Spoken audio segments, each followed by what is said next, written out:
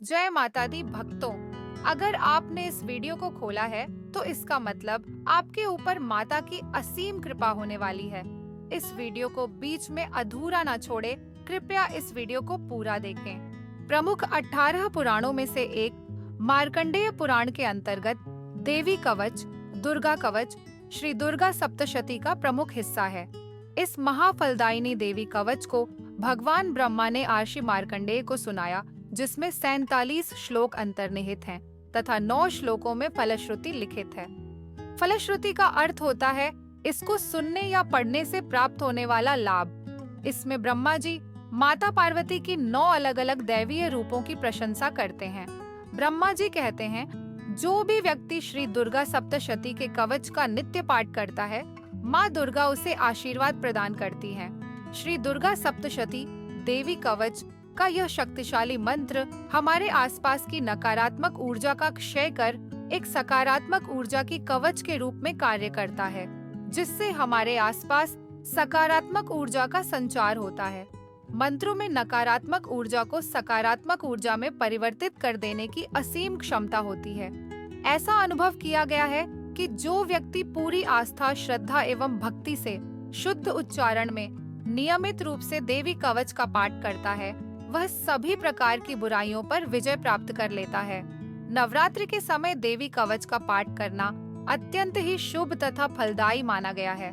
मार्कंडेय जी ने कहा, पितामह, जो इस संसार में परम गोपनीय तथा मनुष्यों की सब प्रकार से रक्षा करने वाला है और जो अब तक आपने दूसरे किसी के सामने प्रकट नहीं किया हो, ऐसा कोई साधन मुझे बताइए।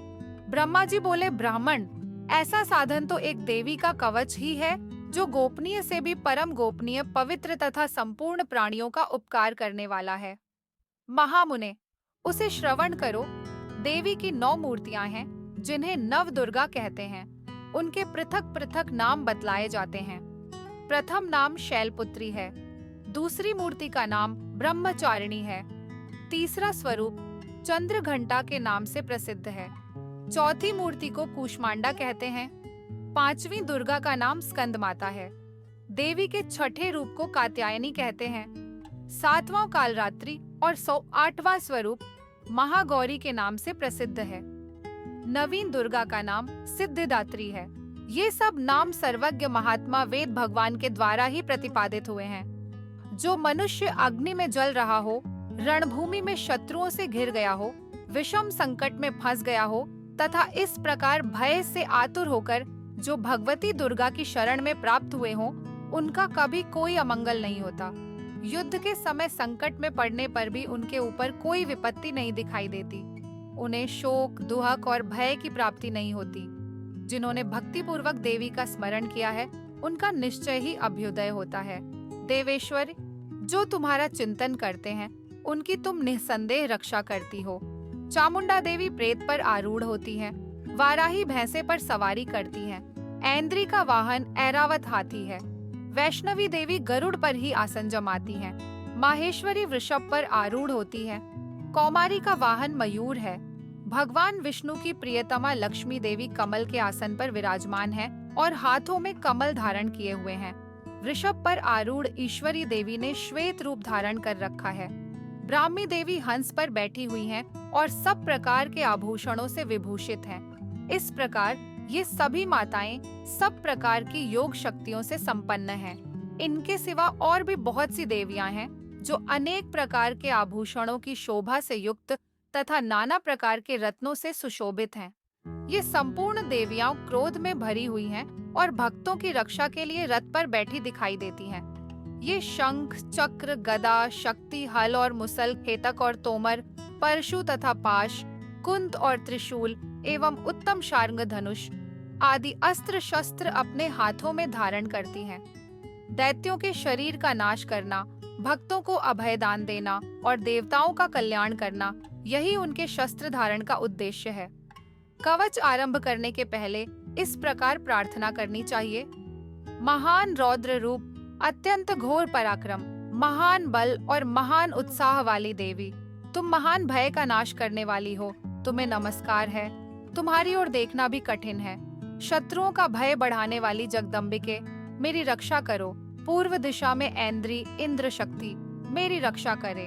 अग्निकोण में अग्नि शक्ति, दक्षिण दिशा में वाराही तथा नैऋत्य कोण में खड्गधारिणी मेरी रक्षा करे। पश्चिम दिशा में वारुणी और वायव्य कोण में मृग पर सवारी करने वाली देवी मेरो रक्षा करे। उत्तर दिशा में कौमारी और ईशान कोण में शूलधारिणी देवी रक्षा करे। ब्रह्माणी, तुम ऊपर की ओर से मेरी रक्षा करो और वैष्णवी देवी नीचे की ओर से मेरी रक्षा करे। इसी प्रकार शव को अपना वाहन बनाने वाली चामुंडा देवी 10 दिशाओं में मेरी रक्षा करे। जया आगे से और विजया पीछे की ओर से मेरी रक्षा करे। वाम भाग में अजिता और दक्षिण भाग में अपराजिता रक्षा करे। उद्योतिनी शिखा की रक्षा करे। उमा मेरे मस्तक पर विराजमान होकर रक्षा करे। ललाट में मालाधरी रक्षा करे और यशस्विनी देवी मेरी भौहों का संरक्षण करे। भौहों के मध्य भाग में त्रिनेत्रा और नथुनों की यमघंटा देवी रक्षा करे। दोनों नेत्रों के मध्य भाग में शंखिनी और कानों में द्वारवासिनी रक्षा करे। कालिका देवी कपोलों की तथा भगवती शांकरी कानों के मूल भाग की रक्षा करे। नासिका में सुगंधा और ऊपर के ओठ में चर्चिका देवी रक्षा करे। नीचे के ओठ में अमृत कला तथा जिह्वा में सरस्वती देवी रक्षा करे। कौमारी दांतों की ओर चंडिका कंठ प्रदेश की रक्षा करे। चित्र घंटा गले की घाटी की ओर महामाया तालु में रहकर रक्षा करे। कामाक्षी ठोड़ी की ओर सर्वमंगला मेरी वाणी की रक्षा करे। भद्रकाली ग्रीवा में और धनुर्धरी पृष्ठवंश मेरुदंड में रहकर रक्षा करे। कंठ के बाहरी भाग में नीलग्रीवा और कंठ की नली में नलकुबरी रक्षा करे। दोनों कंधों में खड्गिनी और मेरी दोनों भुजाओं की वज्रधारिणी रक्षा करे। दोनों हाथों में दंडिनी और अंगुलियों में अंबिका रक्षा करे। शूलेश्वरी नखों की रक्षा करे। कुलेश्वरी कुक्ष पेट में रहकर रक्षा करे। महादेवी दोनों स्तनों की और शोक विनाशिनी देवी मन की रक्षा करे। ललिता देवी हृदय में और शूलधारिणी उदर में रहकर रक्षा करे। नाभि में कामिनी और गुह्य भाग की गुह्येश्वरी रक्षा करे। पूतना और कामिका लिंग की ओर महिषवाहिनी गुदा की रक्षा करे। भगवती कटिभाग में और विंध्यवासिनी घुटनों की रक्षा करे। संपूर्ण कामनाओं को देने वाली महाबला देवी दोनों पिंडलियों की रक्षा करे। नारसिंही दोनों घुट्टियों की और तेजसी देवी दोनों चरणों के पृष्ठ भाग की रक्षा करे। श्रीदेवी पैरों की अंगुलियों में और तलवासिनी पैरों के तलुओं में रहकर रक्षा करे। अपनी दाढ़ों के कारण भयंकर दिखाई देने वाली दंष्ट्राकराली देवी नखों की और ऊर्ध्वकेशिनी देवी केशों की रक्षा करे। रोमावलियों के छिद्रों में कौबेरी और त्वचा की वागीश्वरी देवी रक्षा करे। पार्वती देवी रक्त, मज्जा, वसा, मांस, हड्डी और मेद की रक्षा करे। आंतों की कालरात्रि और पित्त की मुकुटेश्वरी रक्षा करे। मूलाधार आदि कमल कोशों में पद्मावती देवी और कफ में चूड़ामणि देवी स्थित होकर रक्षा करे। नख के तेज की ज्वालामुखी रक्षा करे। जिसका किसी भी अस्त्र से भेदन नहीं हो सकता, वह अभेद्या देवी शरीर की समस्त संधियों में रहकर रक्षा करे। ब्रह्माणी, आप मेरे वीर्य की रक्षा करें। छत्रेश्वरी छाया की तथा धर्मधारिणी देवी मेरे अहंकार, मन और बुद्धि की रक्षा करे। हाथ में वज्र धारण करने वाली वज्रहस्ता देवी मेरे प्राण, अपान, व्यान, उदान और समान वायु की रक्षा करे। कल्याण से शोभित होने वाली भगवती कल्याण शोभना मेरे प्राण की रक्षा करे।